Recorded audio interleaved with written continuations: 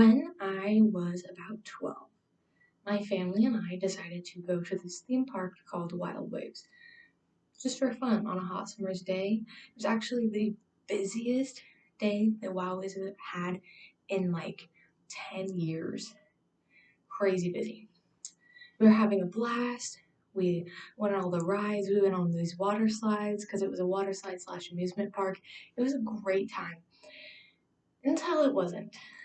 I decided to race one of my younger siblings down one of these kiddie slides. Yep, that's right, a kiddie slide. And the slide went down, and then it split into two.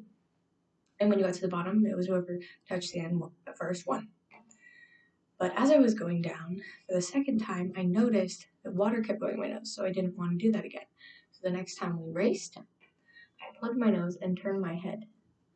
When I turned my head, I perfectly turned it onto where the slide splits into two and hit my head right here on it. I don't know if you can see with the glare, but I do have a scar on my head from fracturing my skull and having a bit of that bone fragment go into my brain.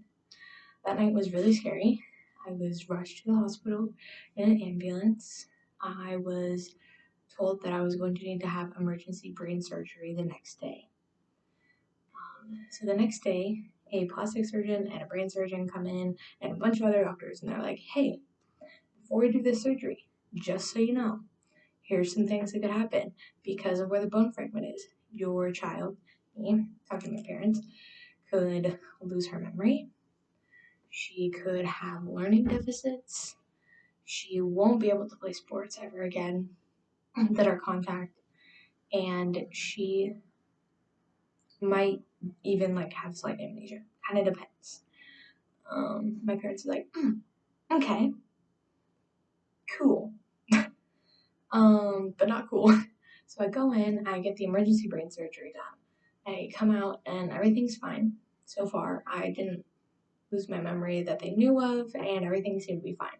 I was in the hospital for 4 days, from July 1st to July 4th, and after that,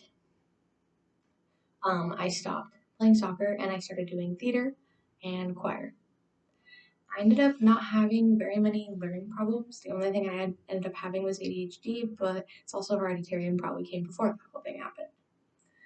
Additionally, the only really negative thing I had from that was now I have to wear reading glasses, but that's not that serious. I definitely lucked out because it could have ended really badly. Could even have died, but it didn't, so that's cool. And now I probably play the most contact sport there is. I am a cheerleader, and people are like, that's not very contact. Well, when you're considering that you're throwing human beings up in the air, and then they can fall on you and hit your head, which happens consistently. The next time I get a major concussion, something bad could happen. But knowing that, I'm just extra careful. So yeah, it was a scary time in my life, but I overcame it, and now I'm on the cheerleading team, I do theater and sing, and I have a 3.5 GPA. So, it's a miracle.